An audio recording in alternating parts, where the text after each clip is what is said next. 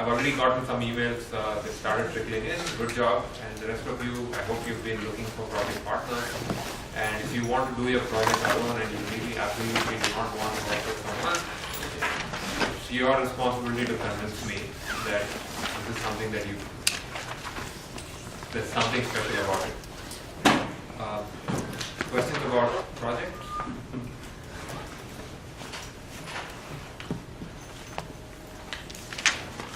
And just to clarify, all I want is information about the team. You don't have to tell me what your project is yet. You still have one more week for that. And even a week later, all you have to do is tell me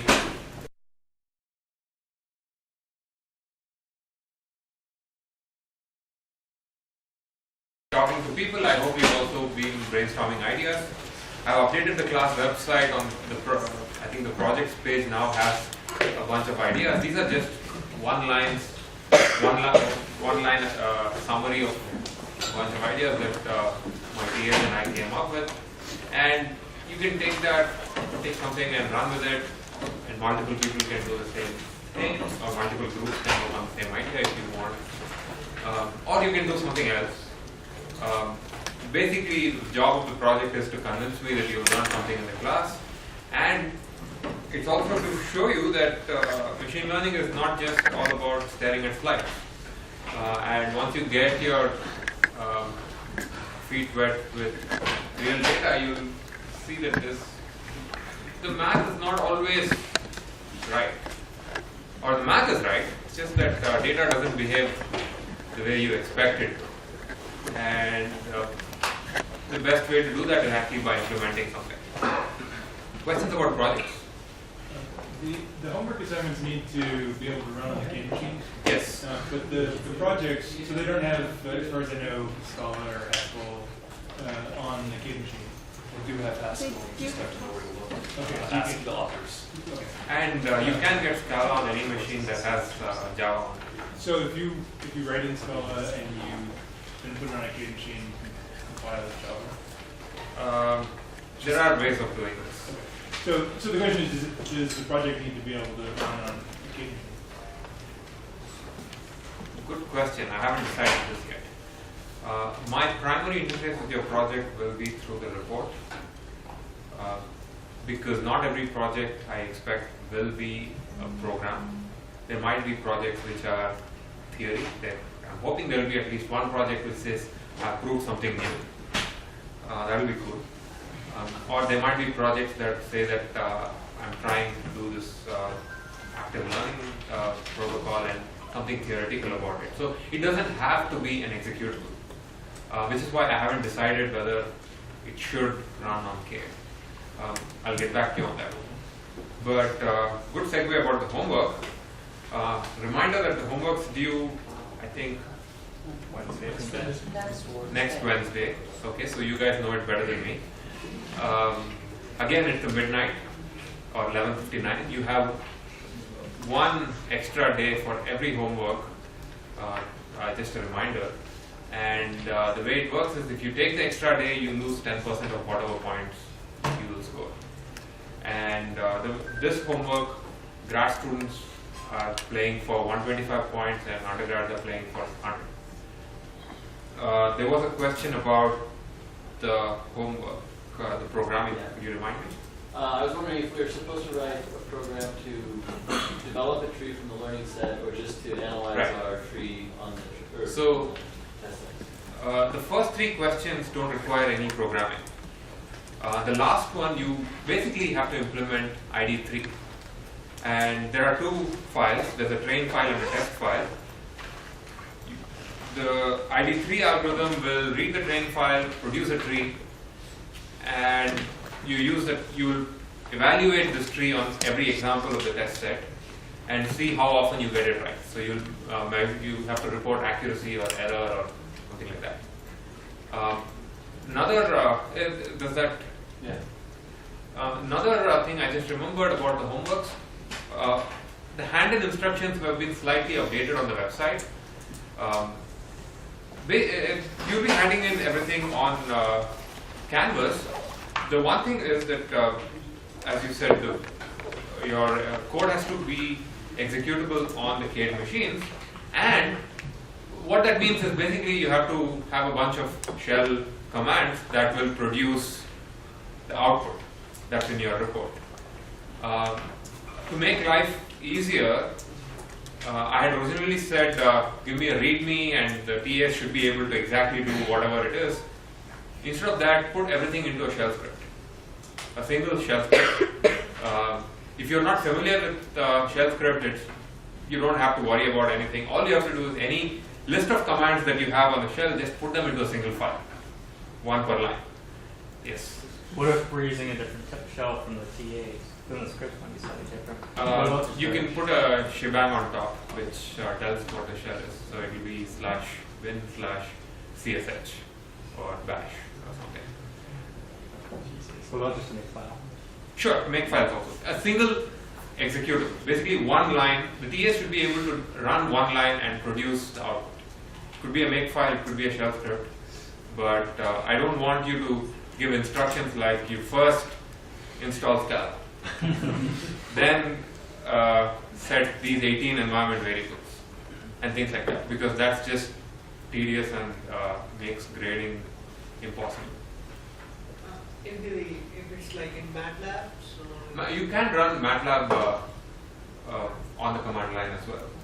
One of the switches, I can't remember now, but I looked it up a couple of weeks ago. There's a command line switch for MATLAB that lets you execute a .m file. even the function.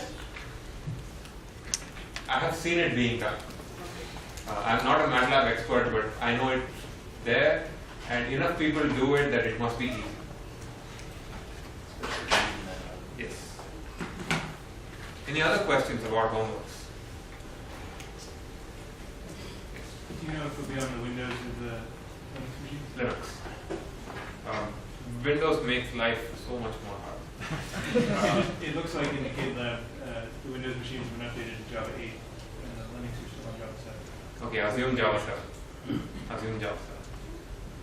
So what we do is look at the train file and come up with labels, or do we? No. So what's the interface of the ID3 algorithm? The ID3 algorithm takes a training set, a list of labeled examples, and produces a tree. Right? Yeah. That's what you need to. Or not the labels, but the features. The labeled. Yeah, right. So first you have to come up with features. Yeah. Yes, you have to first come up with features and then implement ID3, which takes this. Basically, you can think of it as a file with feature vector, label, a bunch of them. That's your training set, and it takes that and produces a tree.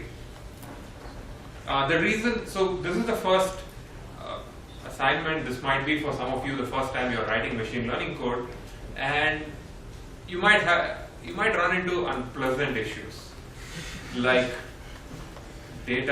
messing around with data and coming up with functions for reading and writing things. But that's the world we live in. And one of the points of this homework is that you have to learn to do that if you want to use anything, because nobody is going to. It's always going to be the case that someone will give you data in a format that you don't like, or someone has. So that's the reason for this, the messy bit of part of this assignment. But yes, you get when you get to the ID3 part, you probably already have hypothesized some feature functions. You've executed them, and you've got a feature representation for each name and a label. And you have a file of that for train, and you process your test also the same using the same thing. So now your train and test features are ready. You take the train examples with labels, give it to ID3, produce a tree. Take the tree using for grad students probably using 2 algorithms. For undergrads just 1. You produce a tree, and in fact even for k-nearest neighbors you don't produce anything for k-nearest neighbors. And then once you've done learning, you've got a model. In decision tree, the model is a tree. In k-nearest neighbors, the model is the data. And once that's done, you give it to this model is a function that takes one example at a time and produces a label, either through the tree or through the nearest neighbors row.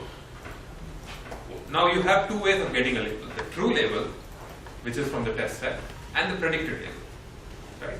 And you can compare them and say how good or bad your model is. And I don't want this to be a competition.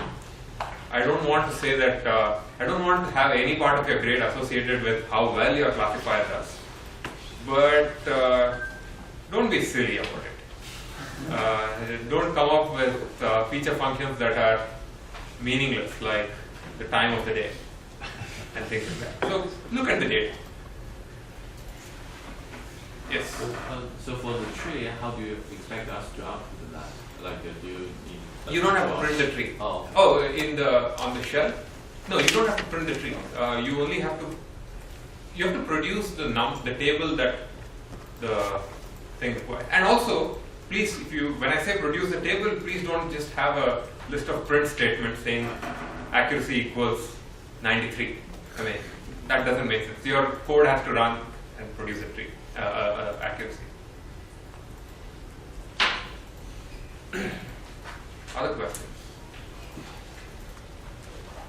And in your report, if you want, you might also want to, just so that we can calibrate the homeworks in the future, just give us an idea of how long it took you. Both the programming section and the rest of it.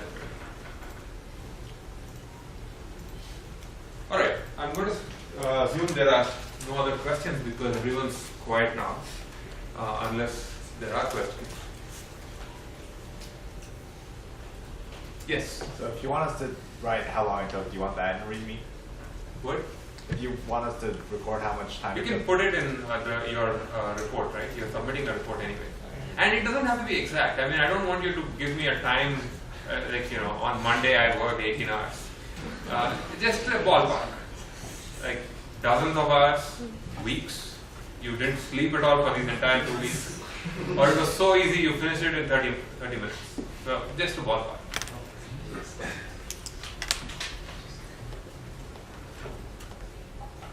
Alright, let's continue where we left off in the last lecture.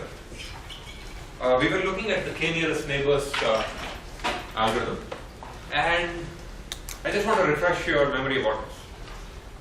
K-nearest neighbors is a very simple learning algorithm. Learning is just remembering all the training examples. And prediction is done the following way. Given a new, previously unseen example, you find the k closest training examples and construct a label from the labels of those training examples. And we basically saw k nearest neighbors and the special case of 1 nearest neighbors. And we also looked at distance functions, which is basically one of the most important things in k nearest neighbors, because changing the distance might change the prediction. And we looked at different ways of defining distance. In particular, the general distance function is LP norm. Most likely you'll never end up using LP norm. Most of the time you'll use L1, L2, L infinity, or the Hamming distance. Any questions about any of this? I have a question. Yes?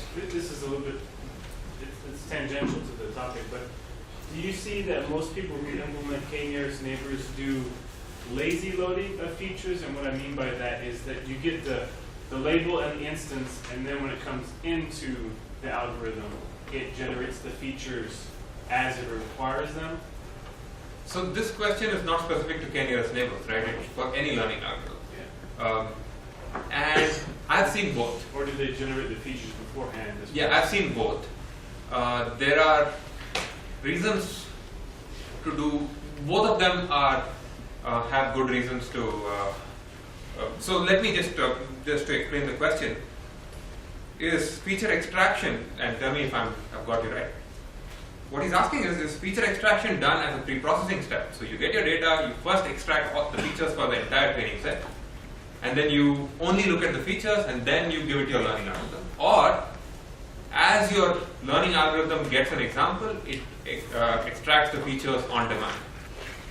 It doesn't ever store a feature, the feature representation on disk or a file or something. And The reason for storing features is the following. Many implementations of learning algorithms, in particular things, so we will get to SVM and logistic regression and stuff. Many popular packages don't care about your problem. They have optimized the code to work with certain feature representations, and the interface they support is, here's a feature, give me a feature vector and a label, and a data set that looks like that, and I'll do the training. So if you want to use those things, it's a good idea. Another reason to pre-extract features is very often feature extraction is among the most expensive things that you'll do computationally, because features can be really, they are programs which can be arbitrarily complex. And I've had cases where feature extraction takes hours, training takes 20 minutes.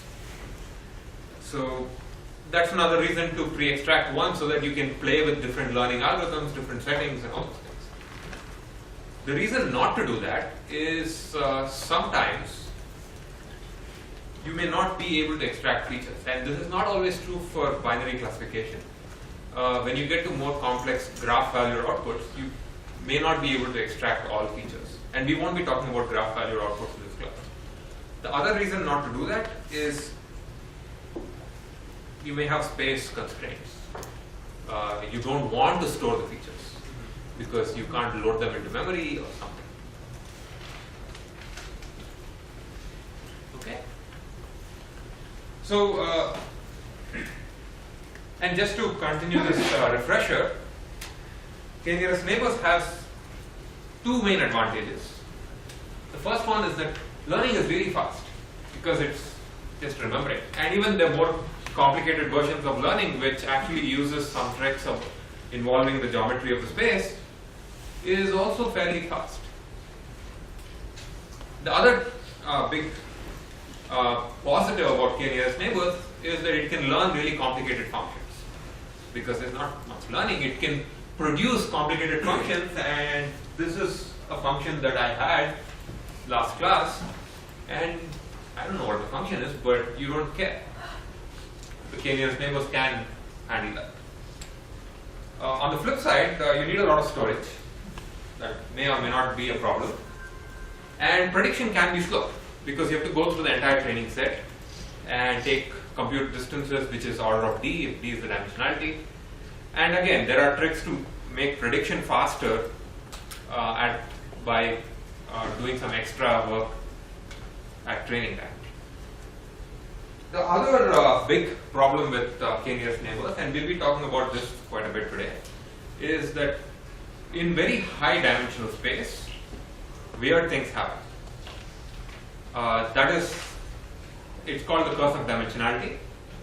And even if all your attributes, even if all your features are important, things are not always what you expect them to be, and you hardly ever have the case that all your features are relevant.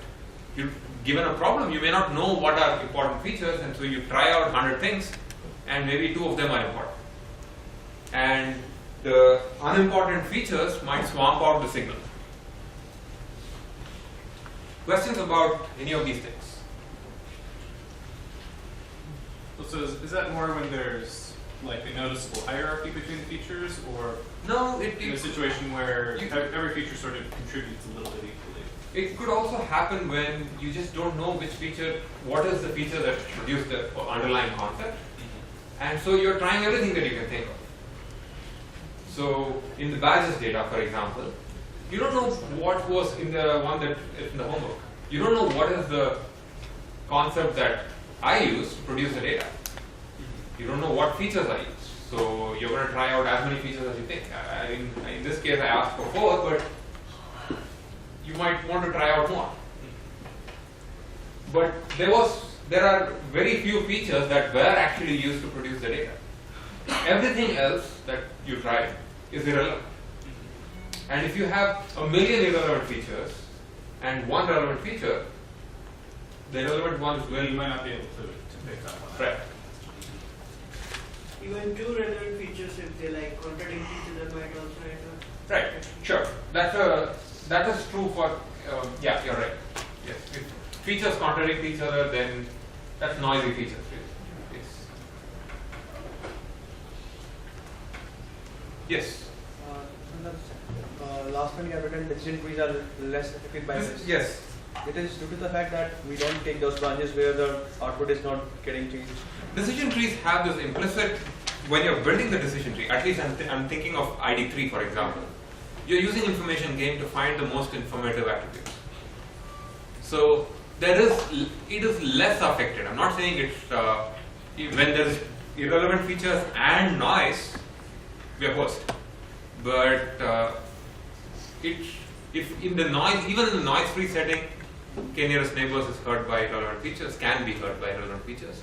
In the noise-free setting, decision trees are not, because you're using information game. Yes. Is there noise in the homework set? I can't remember. Good try. I actually can't remember. Maybe Tobin might.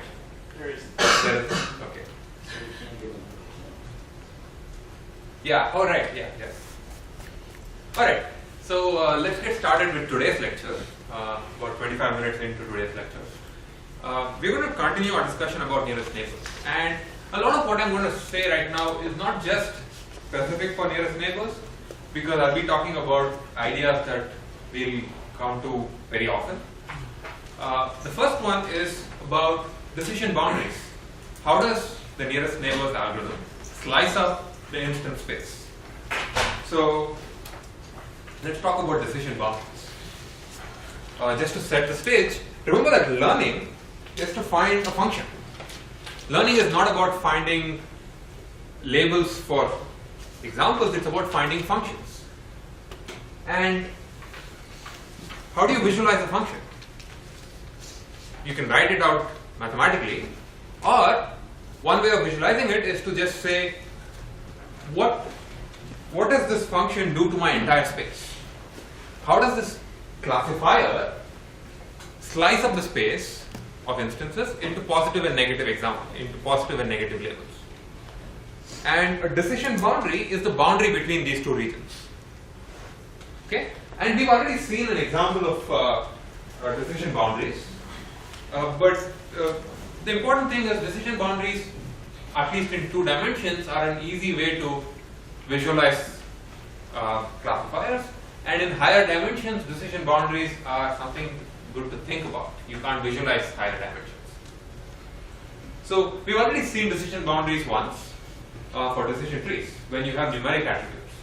So you have this tree with I think 4 thresholds: x less than 3, x less than 1, y greater than 7, y less than 5, and x less than 1 is really everything to this side, and y less than 5 is everything below here. And if you follow the tree, it will say that basically this region is negative, because you will come to this leaf. So these blue lines here are the decision boundaries for this particular decision tree. And the important thing to note here is when you have numeric features which are thresholded, the decision tree will always produce boundaries which are comprised of axis parallel lines, because thresholds are axis parallel. But a decision tree can also give you nonlinear boundaries, like here. So you have a collection of axis parallel lines that define the decision boundary. We've seen this before, and I hope you remember this. So let's think about the question of what is a decision boundary for k-nearest neighbors. In fact, is k-nearest neighbors actually building a function at all? No. It never forms a function. You never learn a function. All you're doing is remembering examples. You don't create an explicit hypothesis. Right? If learning is about figuring out what's the function, what's the underlying function, where's the function for k-nearest neighbors? Even though you don't get that function explicitly, you could always ask, what is the implicit function that exists when this classifier is applied to predict. So what do I mean? Given a new point, you can, and the answer to that is really you need to look at the decision boundaries for the k-nearest neighbors classifier, because once you get the decision boundary, you have a way of thinking about how the space is sliced up, and that gives you a function value for every point, which basically gives you the function. So let me walk you through an example. The answer to this question is really the Voronoi diagram. So this, let's forget about classification or any of these things. I'll talk about something called a Voronoi cell. Say you have a collection of points, the training set.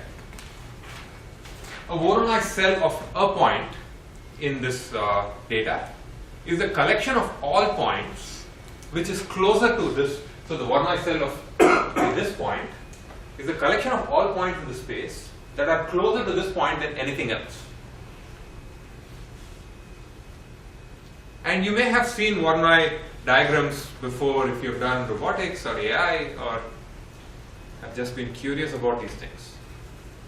And just as an anecdotal thing, this is named after Voronoi, not surprisingly, who was, I think, a Ukrainian mathematician who might have been the student of Markov, the Markov. Anyway, that's just your trivia for the day. So the Voronoi diagram is simply the collection of all Voronoi cells for this entire space. So you get something like this. So every point inside this polyhedron is closer to this training example than all others. Then there would be just one point, one such point. What do you mean? Is- Oh no, I'm not talking about every training point, every future point. So a test point that comes out of this region is closer to this example. A test point that comes out of this region is closer to this example As compared to that. as compared to others. So we are not talking about training points anymore. We are talking about arbitrary points in the space. When we create this region, we take a point as a reference, right? So around that we create Yes. this region. So we have, this is kind of a training data. Yeah. So you have a finite set of points here. Is there a question? Yes. How many points do we get? Is that number of Can you speak up? I can't hear. Is it equal to the number of labels, the number of points we have? Okay. The number of points, how many points do we get for a 26 number of labels? No, you get as many points as you get. I mean, you may get more than you. Hopefully, will get more points than the number of labels. Let's say this is binary classification. So let's take an example. Let's say this data set, I start giving labels to this. So let's say this is your training data. You have points with labels, and we're not building a Voronoi map. We're just thinking about its existence at this point. We never explicitly build a Voronoi map. So let's say you get these training points and they have labels. What this means really is that when you think about the one nearest neighbors rule. Let's say a test point comes from here. Because of the Voronoi map, because by definition, a point here is closer to the big blue point in the middle than anything else by construction. Right? And that's all we have. So what this means is we have your classifier will look like this. Your classifier will slice up the region into these parts. The Voronoi map is a way of thinking about the decision boundary for nearest neighbors. It's convenient because you can draw it in 2 dimensions. What I've done here is for one nearest neighbors, for k nearest neighbors, yes. So there is no constraint of distance. I mean, the regions are of different shape and sizes. So for Yes. each point, distance is different. No, the distance. Are you talking about the distance function? Yeah, I mean, we decided a closeness to a certain point in that region, right? No. I'm talking about distance to a point, any of the points in the training data. So let's say you get a point somewhere from here. You measure the distance of that point from every point in the training data. and find which training point is closest to it, which is what we do in nearest neighbors, right? Whatever the label of that training point is, you give it to that the test point. Let's say you consider every possible point in the space, and you paint the space using that rule. What you will get is this, like,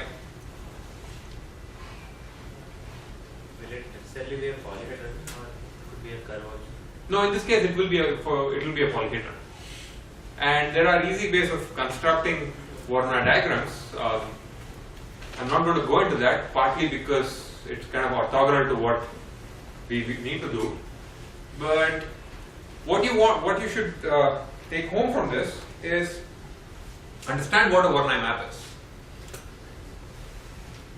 and understand why it's a natural way of thinking about the decision boundaries for nearest neighbors. I'm not going to ask you to write code for building Voronoi maps. Yes? So they are like for between any 2 points, the line is kind of decision boundary starting between. Exactly. So what about the points on the decision boundary? How do we decide on that? Do you think? You toss a coin.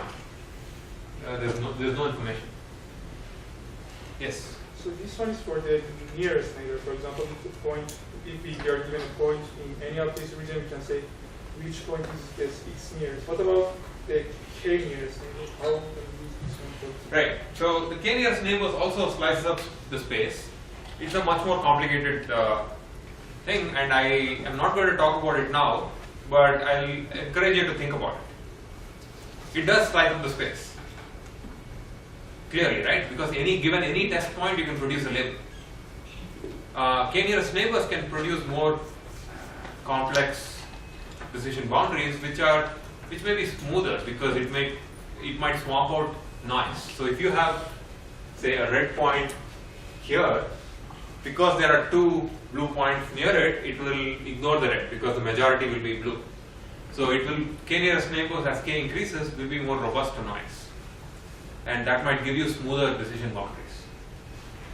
You test a particular method by joining the 2 points. Basic.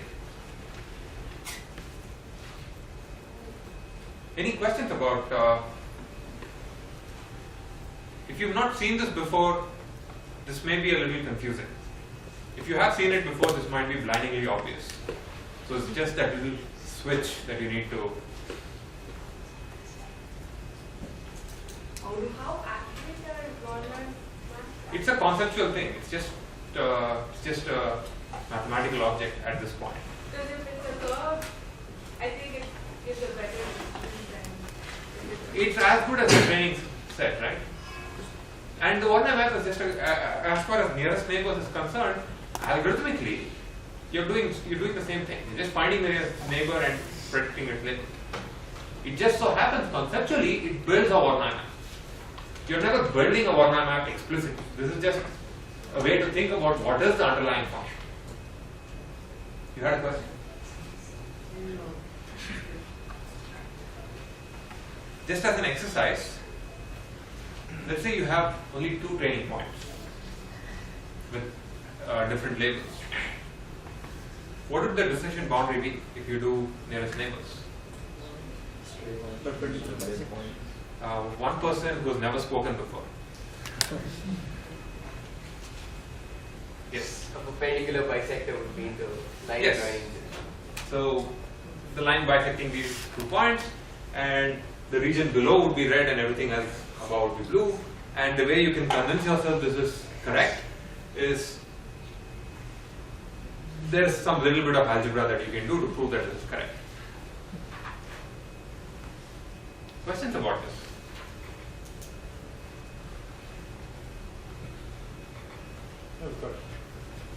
So this just represents like a visualization for k nearest neighbor if k is 1. Yeah. But keep an eye on this particular decision boundary. We will come back to this. This is a linear separator, and we'll spend a good part of this entire semester talking about linear classifiers, starting hopefully by the latter part of this lecture.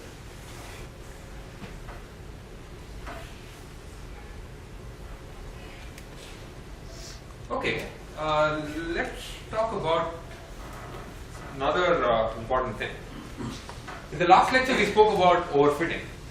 Overfitting is a problem where your model basically is too good at predicting the training labels and does not generalize well enough on unseen examples. And so that basically means you are remembering the training examples, and so your predictor is not good. Another important concept, which is somewhat unintuitive, is the curse of dimensionality. How many people have seen some version of the curse of dimensionality before? About 12. Okay, good. So, let's think about why a classifier might be wrong. And as I said, there's overfitting, and we've already seen one version of overfitting. The curse of dimensionality simply is the following problem. Many methods that seem to work well in 2, 3, or one-dimensional space fail in higher dimensions. The reason for that is our intuitions in lower dimensional spaces about lower dimensional space do not necessarily translate to the higher dimensional space. They don't cross over. And there are many different phenomena that are bunched together under this name of curse of dimensionality, and I'll mostly talk about this by presenting a couple of examples just to point out that you have to be careful when you're reasoning about high dimensional space. And what do I mean by high? In a lot of machine learning, at least in applications that you might see in AI and such things, when I say high dimensional space, I mean million dimensional spaces. A 20-dimensional space might be considered still low. And once you get to these crazy million dimensional spaces, you really can't hope to visualize anything. And the problem that I'm going to talk about is basically says that you can't even extrapolate from 3 dimensions to a million dimensions and hope that you are right. Now, I'm talking about million dimensional space. It might be hard to even wrap your head around it. If you have some spare time and you're looking for something fun to do, there's this book that was written in 1884 called Flatland. Flatland, Romance of Many Dimensions. It talks about 1, 2, 3, and 4 dimensional spaces, and it kind of gives a nice intuitive reasoning about higher dimensional spaces, and also is somewhat accessible. And it's also free because it was written in before, well, long back. Anyway, so there are 2 kinds of problems that show up when you go to higher dimensional spaces. And let's talk about the easier one first. When you go to high dimensional spaces, most likely most of those features are irrelevant. So, and if you have irrelevant attributes, I just mentioned earlier, your classifier will not do too well, or your learning algorithm has to do something extra to deal with those irrelevant attributes. Maybe in a week or a couple of weeks, we'll look at one learning algorithm which was actually an answer to the question, can we learn a linear classifier in the infinite dimensional spaces when there are infinite irrelevant attributes? So, but we'll get to that eventually, and it's an interesting answer also. The problem with, in the context of k-nearest neighbors, when you have irrelevant attributes, is that the distances will typically be dominated by all these irrelevant things, and the most important thing in k-nearest neighbors is the distance. And if your distance is wrong, or if your distance is not informative, your classifier is not going to do too well. But this is kind of easy to understand, I hope. Well, or why not just dump everything in, these 1,000 features, just dump it into PCA and then only take one and then try to... Yeah. We will talk about PCA and dimensionality reduction way at the end of the semester when we talk about practical ideas. But yes, dimensionality reduction is a good tool for these things. But even assuming that all your attributes are relevant, but none of them very strongly correlate, all of them are weakly relevant, none of them strongly correlate with the label, even then higher dimensional spaces are a bit of a scary space because of the curse of dimensionality. And the reason for that, as I mentioned, is that intuitions from 2 to 3 dimensions don't necessarily translate well. So I'm going to illustrate this using 2 examples. The first example is, let's try to work this through. What fraction, say you have a cube with whose side is of length 2r, and you fit a sphere inside it. Now some part of the cube will not be inside the sphere. What fraction of the cube will be outside? So in 2 dimensions, this question basically says, what's the 2-dimensional cube? A square. A cube in 2 dimensions is just a square. So I've drawn a 2-dimensional cube on my 2-dimensional screen, and I've put a circle inside it. A circle is just a 2-dimensional version of a sphere. And the question's asking what fraction of the square is outside the circle, or what fraction of the square is represented by this blue shaded region. This is easy, right? You should be able to do this. Like 4 minus pi over 4? Yes. So you get the area of the circle, you have the area of the square, and exactly that, 1 minus pi over 4. Easy, right? Okay, let's increase the dimensionality by 1. Now we actually have a cube and a sphere, and we try to fit the cube in the sphere inside the cube, and we ask the same question. And the volume of we know how to calculate the volume of a cube, we know how to calculate the volume of a sphere, and we do the same thing. 1 minus volume of the cube divided by volume of the square. What did I say? Volume of the sphere divided by the volume of the cube. And this becomes 1 minus a sixth of pi, which is closer to 1 than in 2 dimensions. In 2 dimensions, it was 1 minus a fourth of pi. But the problem is that distances don't behave the same way in high dimensions. As the dimensionality increases, this fraction keeps getting closer to 1. In 2 dimensions, it was a fourth. In 3 dimensions, it was a sixth. And there is a way of writing down the volume of a d-dimensional sphere. I encourage you to look it up on Wikipedia. This fraction keeps getting close to 1. Now, what does this mean? If I randomly take a point in a cube, the fraction represents what is the probability that the point is outside the sphere. Right? The probability that a point lies outside the sphere, closer to the walls of the cube, keeps getting close to 1. In infinite dimensional space, or in a million dimensional space, you randomly pick a point, you'll most likely be on the wall of the cube. Now that's bizarre. What that means is the center of the cube in high dimensional space is empty. Now, if you've never heard this before, this is mind-bending. If you've never seen this before, it might be a little hard to understand. I've seen this before, and I can have no way of visualizing this. My closest, the way I try to visualize this is in high dimensional spaces, the sphere looks like a porcupine.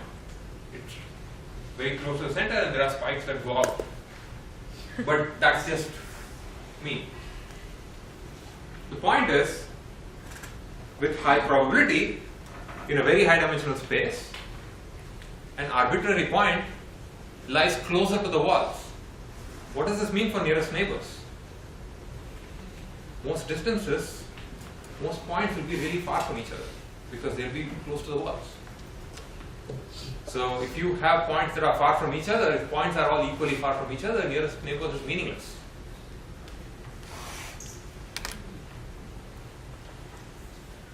Seems like a problem, right?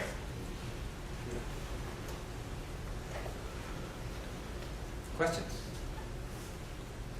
What happens when you use a different norm? It generally works the same way. The same thing happens in any norm. How did we get from the volume of the sphere taking up more of the volume of the cube in higher dimensions to the inside of it being empty? Because you interpret this fraction as the probability that the point is outside the sphere. If the probability is close to 1, most points in that space, now we're not talking about points in a cube, or most points in that space are far away from the center. The space doesn't exist, which I don't know what does that mean? It's interesting to think about it. You can write it down in algebra. There's no way to visualize this. Some people claim they can visualize 4 dimensions. I don't believe that. Yes? It might seem kind of funny, but does this have something to do with the string theory when they talk about that higher dimensions are kind of hidden from us? I don't know anything about that, so I'm not going to make an attempt.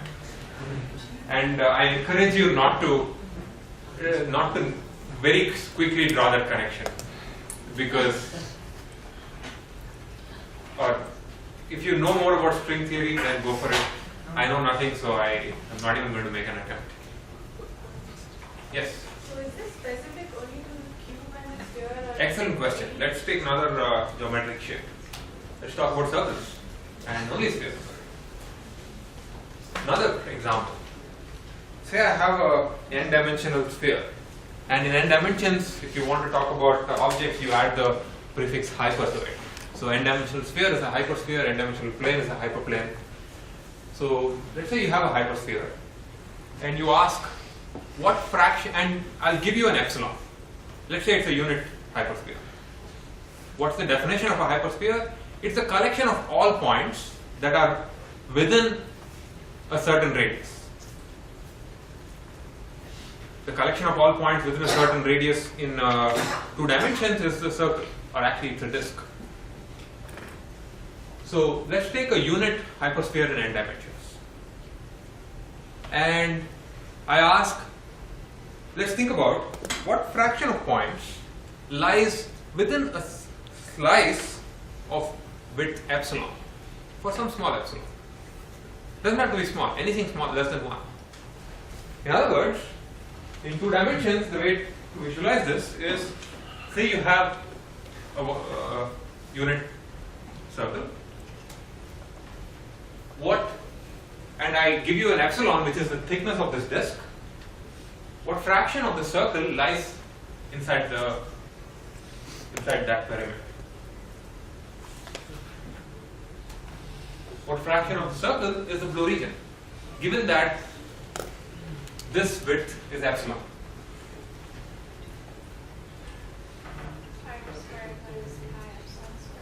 Yes, which is r is 1, so it is 1 minus epsilon squared.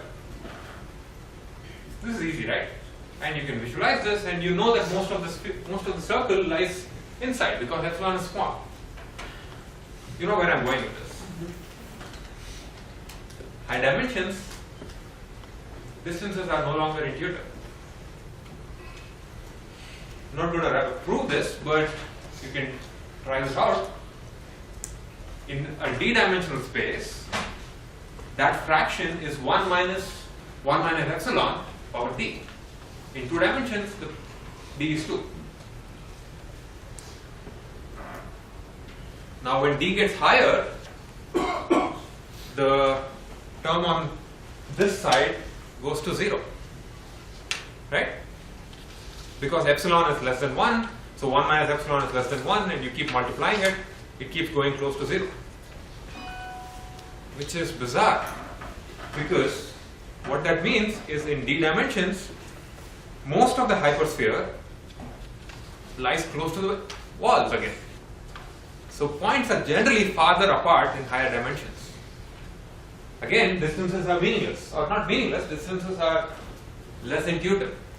Another way of interpreting this is if I draw a point randomly in d-dimensional space from a circle, from a hypersphere, very high probability that it will be within an epsilon of the walls.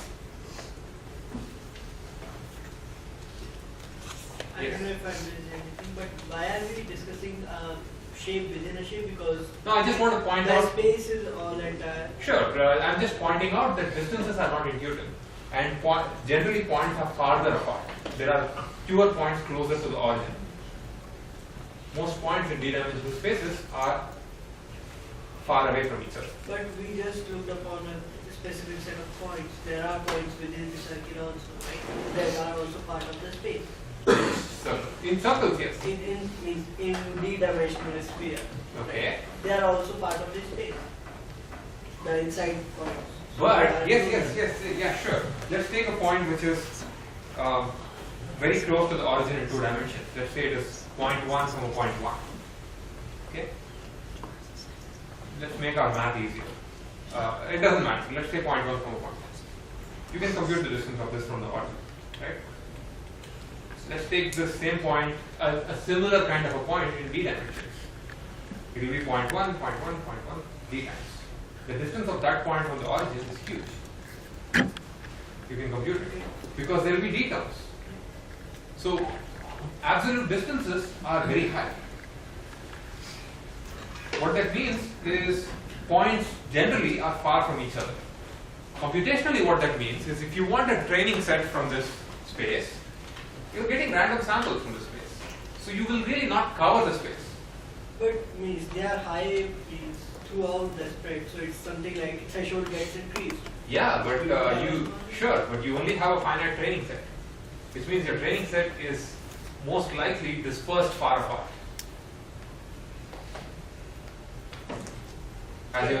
But training KNN on a 3-dimensional or a D-dimensional space, it means something similar. If we have smaller dimensions, we are getting like small. Sure. What you're asking is you don't care about the absolute value of the distance. You only care about the k nearest neighbors. Because distances are. What is the inductive bias? This is a term I've never used before. Inductive bias is what does the learning algorithm. What is the bias in the learning algorithm for giving a certain label to a certain point? What is the inductive bias of k nearest neighbors? What it says is labels are local. If I have a bunch of points with a certain label, all other points in the neighborhood are going to have the same label. Now, if I take the k nearest neighbors of a point in d-dimensional space, what happens is these might be far, far away, the labels might not be the same. Because your training data is so sparsely populating the space. Yeah, but the point is like KNN finds nearest like for the local neighborhood. Now that local neighborhood is not that small in d-dimensional space. It gets bigger because of the dimension. There's nothing that says that the labels should be labels of these far away points should be the same. But that far away is no more far away in d-dimensional space. Everything is far away. That's the problem. Everything is equally far away. If you have random points on the cube, they are all roughly the same distance. So it becomes less informative. That yes.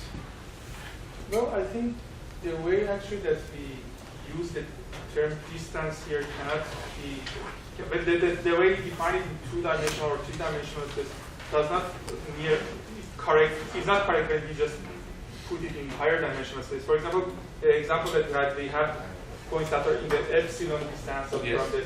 So it is almost all the points should be in one kind of epsilon distance from the point, and then we can just define another epsilon in some far kind of other place that's kind of again all the points should be on that one. So it means that all the points are Yes. in two Yeah. different points, so it's It's not all. contradictory. So We are it's- talking about expectations here. We are talking about this going towards 1. If you have epsilon 1 and epsilon 2, let's say D is infinity or D approaches infinity. Irrespective of the value of epsilon, all your points will lie on the surface. Yeah, I agree, but I mean the meaning of distance cannot just be generalized the way it actually be defined in. Let me lower rephrase that. dimensional Let me rephrase that to a sentence that I have on my slide. Your intuitions about distance in 2 or 3 dimensions don't carry over naturally to D dimensions. And really, the point of this whole discussion is just to give you a warning. If you are applying k nearest neighbors, or actually most of these algorithms, and you have arbitrary number of features, things may not necessarily work the way you expect them to. Geometry might not be the same thing in D dimensions as you expect in 2 dimensions. So let me just paraphrase what I just said. Most points in high dimensional spaces are far away from the center. Not true in 2 or 3 dimensions. What that means is you only, even though you get a finite training set, yes. So is the nearest neighbor problem is not defined for the high dimensional Oh, space, or there is another definition? It's defined. You can write an algorithm for it, right? It exists. No, it doesn't make sense because it seems like most of the points are. That's a very good point, and I'll address that maybe in the next slide. It seems the answer to that is not that it's not defined. It seems that it just somehow works, and that's a slightly worrisome way of saying something that I'll mention in the next slide. Let's assume that in high dimensionality, almost all my attributes are relevant. But do we still be facing? Sure. There's nothing here that talks about relevant. Fixing this problem anyways, right? Yeah. Yeah. This is even if your attributes are relevant, you have this problem. So yes. So I think it's not about the. So for example, in D-dimensional space, a 0 vector and a 1 vector would be at less distance apart as compared to 1 vector and a 10 vector. It's all 10s and all 1s. Okay. So Sure. this distance- So you're getting to the point that it's relative anyway. Yeah. So in D-dimensional space, the point is if we are just 0.1 from in every dimension of Yeah. it, then the space is too big so that there are so many points in it that there are so many potential candidates. Yes. Exactly. That makes it. Yes. Yes. Another way of thinking about the same thing is if you take the D-dimensional space and start slicing it in 2-dimensional space. Let's say you have cube. You fill it with a grid. How many elements will? Let's say you fill it with a grid with I don't know, n rows and n columns. So you have n square L grid little boxes. In 3 dimensions, you fill it with n columns, n rows, and n depth, n deep. So you have n cubed I one. think it's similar to what we discussed in decision trees when we had 2 to the power Yes, 16 yes, and yes. So in D dimensions, if you do the same, if you have the grid in D dimensions, you have n power d little cells, and most of them might be your neighbors. So it's a computational issue as well. Okay, I'm not. If I made you feel uncomfortable about high-dimensional spaces, I think I've succeeded. All I want to point out is there's things that you might think are intuitive in 2 dimensions or 3 dimensions that you can visualize may not necessarily carry over to high dimensions. What that means is when you are reasoning about these high-dimensional spaces, it might be safer to rely on algebra than geometry. It might be safer to actually work it out algebraically and prove things. So let's go to this question that came up before. Does this mean nearest neighbors is useless? How do you deal with this problem?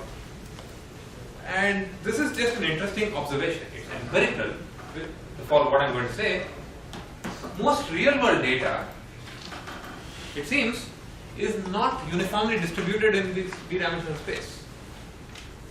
I don't know why that happens, but seems to be the case. Another way of saying it is, very often, if you're not entirely careless about your features, things somehow seem to work out. And what that might imply is that even though you're lying on a d-dimensional space, the points are in a d-dimensional space, they exist in a lower dimensional object in that space. What does that mean? This piece of paper is in three-dimensional space, but the text on it lies on a two-dimensional surface in this three-dimensional space. Right? And I can roll this piece of paper up,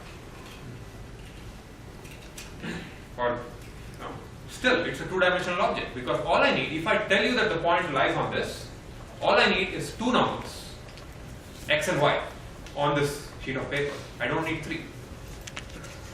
So it appears that real data, even though you might have points that seem to be defined by d-dimensional features, seems like these points lie on a lower dimensional object, and that could be a reason why it works. That's also a reason that motivates approaches like dimensionality reduction, like PCA, which says even though my data lies in n-dimensional space, I'm going to project it down to maybe a much smaller number because I believe that's the underlying dimensionality. Questions about that?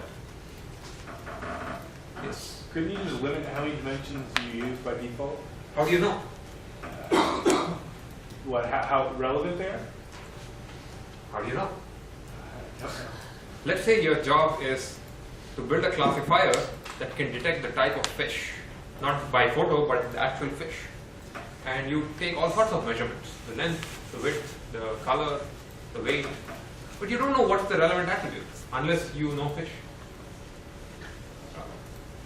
I guess you could do feature construction using a genetic algorithm.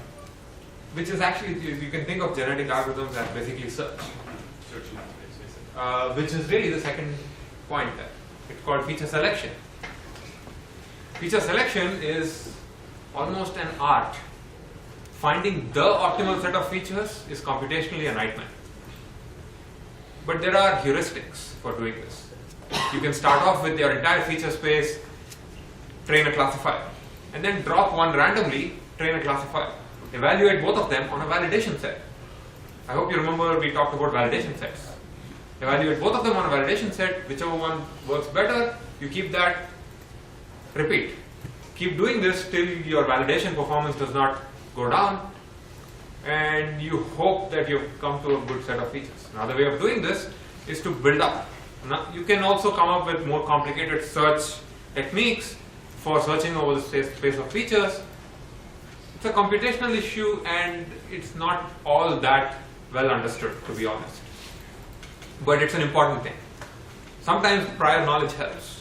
If you know that the time of the day or the timestamp on a file is not an important feature for classifying whether the name in the badges game should get plus or minus, you just don't add that feature.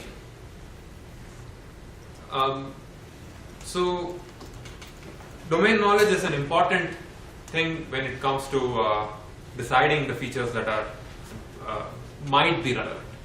So one way of thinking about this problem is, as the person who's building your application, you hypothesize the existence of some features. You think that my classifier is going to be dependent on these 2000 features.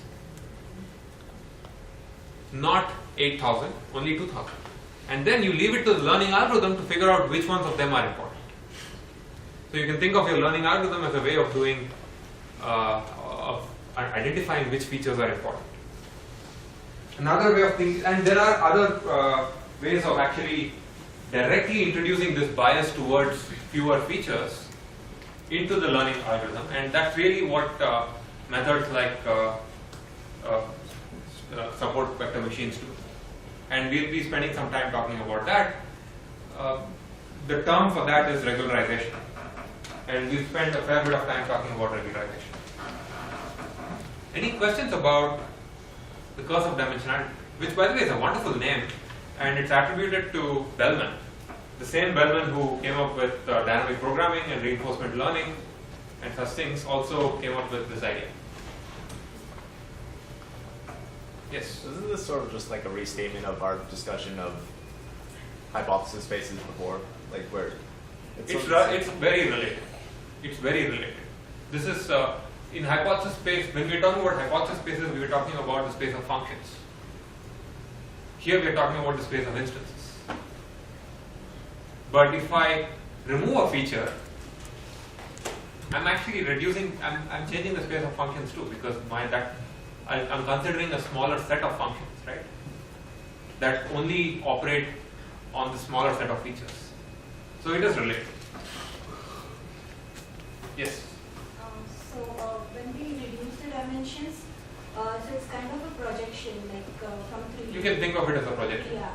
So is there a possibility that we lose some features? We certainly run that risk. And we hope that we don't do that. It happens. And that's why you do things like validation or cross-validation.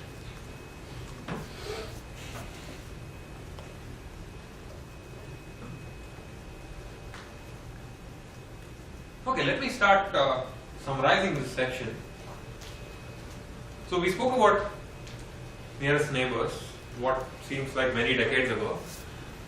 And this is one of the older algorithms that came up, and it's very simple to implement. The naive version is very simple to implement. All you have to do is remember examples, but if you want to be clever about it, you can do some fancy things. Like basically indexing or KD trees. Sometimes really you don't care about the exact distance. You don't care about the distance. You only want it to be approximately there. So if you are okay with approximate nearest neighbors, then it opens up a whole new class of solutions which involves some sort of hashing, or this comes under the ballpark of things like locality sensitive hashing and things like that. So there are many, many different ways of implementing nearest neighbors. The vanilla version is just putting things in a list, but you can do some fancy things there. And depending on how you store the examples, your prediction might change. If you're just putting it in a list, your prediction is expensive. If you're doing some indexing or hashing, your prediction might be less expensive. Computational. The one thing that all of these methods require is some notion of distance. And it's not clear what's a good distance for your problem. What we end up doing is, there is a family of distance constants. There are certain well-known distances, and you just use one of them and hope it works. There's also a line of work around learning the metric. So learning the distance function, figuring out the distance function could be treated as a learning problem. It's called metric learning. And the way to think about why that might be interesting is, if your data lies on this sort of a Swiss roll object or this thing, then distances in three-dimensional space are not important. Distances along the object are important. So learning the underlying shape of the object might be thought of as metric learning. Implicitly, the nearest neighbors algorithm partitions the space into a Voronoi diagram. And I just want you to know that, and maybe be able to draw the Voronoi diagram for small data. A few examples on 2 dimensions. And I think one of your homework questions asks you to do that. And just to put this thought in your head, if you're using nearest neighbors, just be aware of the curse of dimensionality. Yes? So is there any kind of guideline for kind of engineers who work in this area? For example, I know for other kind of engineers, there are tables that when they're kind of designing some stuff, they look at the table, okay, I want this material, I want this thing. They use that table. is there any kind of, for example, for metrics or for the distance, the type of distance that you're going to use? For example, if you are in this area of data and you are working on these dimensions. I don't know about the dimensionality, but one immediate guideline that comes up is if you have categorical features, use the Hamming distance. If you have numeric features, try Euclidean. Start off with Euclidean, always, because very often that might be good enough. The other thing is, if you know something about your data, so these are not so much guidelines that you can look up a table, but things that you just where you build a gut feeling by working enough on the space. If you know something about your data, if you know that certain things should only be certain distance away, then you can define your own distance. Other than that, it's mostly built around folk knowledge. The one guideline for numeric features is the following. Say your features are very are numeric and they are wildly in different ranges, numeric ranges. One might be in the millions, the other one is in the 0.0001. Normalize them before you give it to a Euclidean system, because not normalizing it might lose information. And for that, I have a couple of exercises that you might want to work through. I'm not going to wait for you to read them or answer them now. Just go home, take a look at this. You should be able to answer these questions at this point. Just to see if you can actually test yourself. And if you have questions, yes. Can we get the answers for them next week? Next week.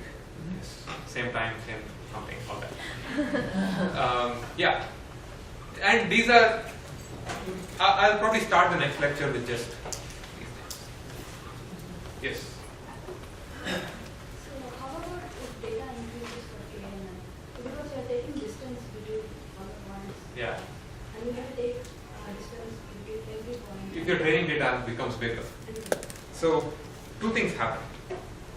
First thing is computationally it becomes expensive, more and more expensive. Right? Because you have to compute distances. That's the bad news. The good news is that as you get more and more data, your classifier becomes more and more correct. Because your definition of this neighborhood is better defined. You get, for any test point, there's a higher chance that you'll get a more reasonable set of neighbors. So that's the good part. Your classifier might become better, but your prediction will become slower. In the limit, if you have infinite data, then you've solved the problem, right? If you have almost infinite data, then for any test point that comes in, I don't know what almost infinite is. So if you have lots of data, for any test point that comes in, you take the k-nearest neighbors, with high probability they are going to be actually reasonable neighbors that actually have the same label. So your data fills up the space more densely, which is good. But then you have to deal with computational issues. If you have infinite data, then you actually have to run through a list of infinite size in the naive implementation. But isn't that true for any classifier? We have lots of data that classifier would be better. Yes, if you have That's what machine learning is. Yes, if you have lots of data, your classifier always gets better. The downside is if you have lots of data, it doesn't always get slower. Yeah. In the k-nearest neighbors case, it doesn't get computationally slow. For linear models, once you've trained, you're done. You don't have to store the data. In the last lecture, we discussed that if we have almost infinite data, then KNN gives the best Yes. among all. But why is that? There's a way of proving that, but in the interest of time, I'll take that. I'll probably just put a pointer to that on the class website. So, keep your questions for k-nearest neighbors. Try to answer these, and then come back. We'll discuss. Come back. We'll do this again. In the 5 or so minutes that are left, I want to introduce, at least just get started with linear classifiers.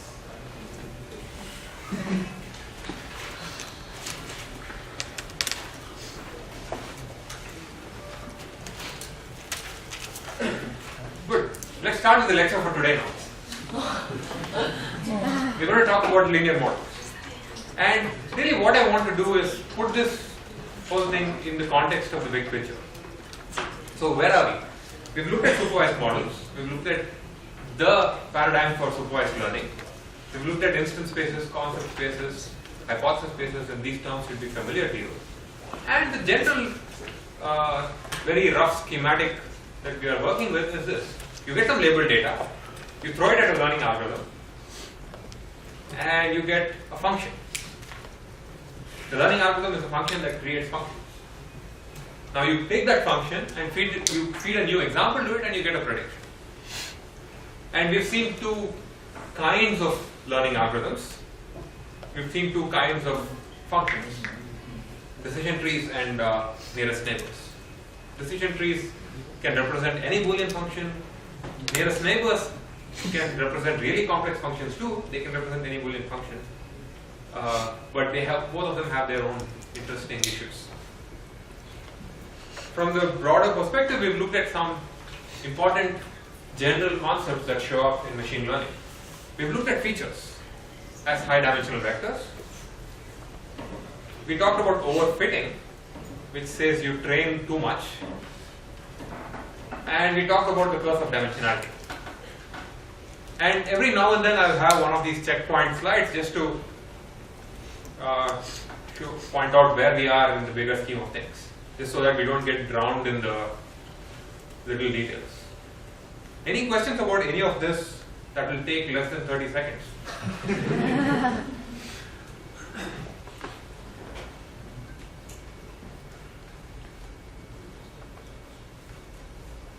If not, I'll start with what's a linear classifier and leave you with that.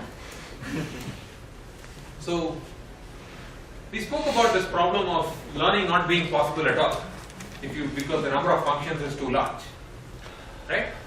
And the answer for this question was, the only answer that we know is to reduce the hypothesis space, reduce the search space, because you cannot explore the entire hypothesis space, so you reduce the search space.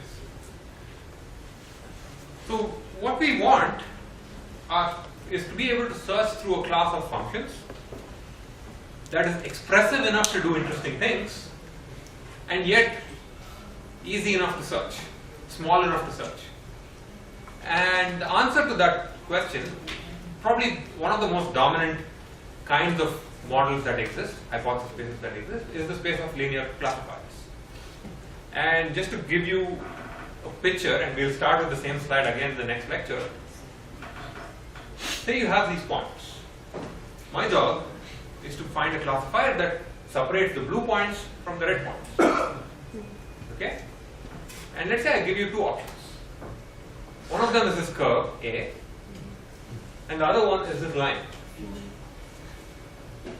And both of them have the same semantics. One side is blue, the other side is red. And the question I want to leave you with is, which one's better? And when you try to answer this question, think about the trade-off between simplicity and accuracy. Think about overfitting. Which of these might overfit?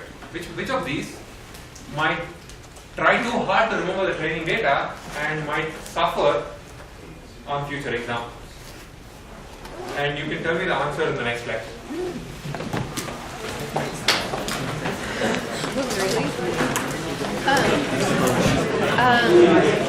Really?